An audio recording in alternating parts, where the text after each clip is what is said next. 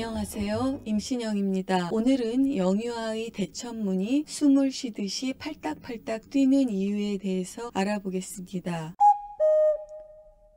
이것은 신생아의 두개골이고 이것은 어른의 두개골입니다. 다른 점은 신생아의 두개골은 조각조각 나누어져 있다는 것입니다. 봉합선과 천문이 있다는 것인데, 봉합선과 천문은 아기가 출생할 때 산도를 통해서 머리가 유연하게 나올 수 있도록 하는 기능을 하고, 또 다른 주요한 기능은 봉합선과 천문에서 머리뼈의 성장이 이루어집니다. 아기는 출생할 적에 작은 머리뼈를 갖고 태어나는데, 출생 이후에 봉합선과 천문에서 머리의 뼈가 성장해서 성인과 같은 크기의 머리로 성장을 하게 됩니다. 생후 일정 기간이 지나면 봉합선과 천문이 닫혀서 더 이상 관찰되지 않습니다. 고라 과정을 통해서 봉합선과 천문이 고라돼서 머리뼈가 하나의 뼈가 됩니다. 신생아 유아의 머리뼈에서 2개 이상의 봉합선이 만나는 뼈로 덮여 있지 않은 넓은 공간을 천문 또는 숫구멍이라고 합니다. 신생아는 대천문, 그리고 뒤쪽에 있는 소천문, 그리고 좌우에 2개의 천문을 갖고 있습니다. 따라서 신생아가 출생할 적에는 6개의 천문을 갖고 출생합니다.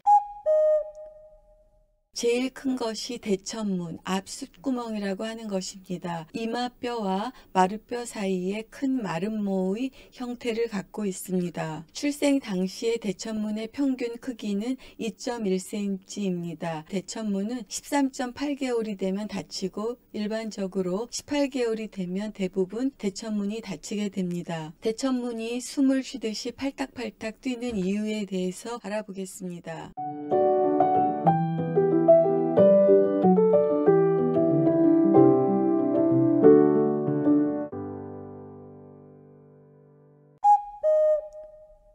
천문, 폰타넬이라는 것은 작은 분수 또는 샘이라는 뜻입니다. 뇌는 두개골에 담겨져 있는데 그대로 담겨져 있는 게 아니라 여러 개의 막으로 쌓여서 그 다음에 두개골에 담겨지게 됩니다. 그리고 두개골 위에는 다시 피부가 덮이게 됩니다. 뇌가 있고 연질막, 그리고 거미막, 그리고 경질막이라는 3개의 막이 있고, 그 다음에 두개골 안에 들어가는 것이고, 그 위에 피부가 덮여져 있습니다. 뇌는 여러 개의 막으로 둘러싸여 있는 것뿐만이 아니라 뇌척수액이라고 불리우는 액체에 떠 있습니다. 뇌척수액에 여러 가지 역할이 있습니다만 뇌를 충격으로부터 보호하고 완충하는 역할이 중요한 역할 중에 하나입니다. 뇌척수액의 전체의 양은 약 100에서 150cc입니다. 종이컵의 부피가 190cc라고 하기 때문에 한 컵에 미치지 못하는 양의 뇌척수액에 뇌가 떠 있습니다. 뇌를 전체를 감싸고 있기도 하고, 뇌 안에 뇌실이라는 곳에 뇌척수액이 있습니다. 뇌가 있고 연질막이 있고, 그리고 거미막이 있습니다. 뇌척수액이 위치하는 곳은 거미막 밑에, 거미막하 공간에 뇌척수액이 위치하고 있습니다. 이 공간에는 뇌척수액이 위치하고 있는 것뿐만이 아니라 동맥이 같이 위치하고 있습니다. 따라서 심장이 뛸 때마다 동맥이 퍽퍽, 맥박이 뛸 때 뇌척수액이 그 힘으로 순환도 하고, 아마도 그 대천문이 숨을 쉬는 것처럼 펄떡펄떡 뛰는 이유가 정확히 알지는 못하지만 지주막하 공간에 위치하는 뇌척수액이 동맥이 심장의 박동과 함께 퍽퍽 뛸 때 뇌척수액도 같이 진동하는 것으로 알려져 있습니다. 신생아의 두개골은 대천문이 뼈로 덮여져 있지 않습니다. 이와 같이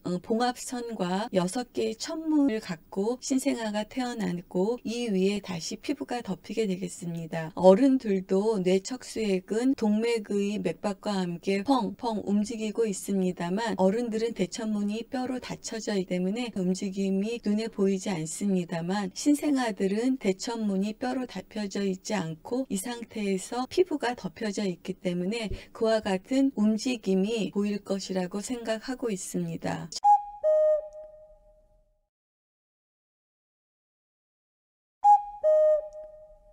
정리하면 지주막하 공간에 뇌척수액이고 그리고 이 공간에는 동맥이 있습니다. 심장의 박동과 함께 동맥이 뛰고 그것이 뇌척수액으로 전달이 되고 뼈로 덮여져 있지 않은 대천문에서 그와 같은 뇌척수액의 진동이 눈으로 보여서 마치 대천문이 숨을 쉬는 것처럼 움직이는 것으로 생각되고 있습니다. 여러분 감사합니다.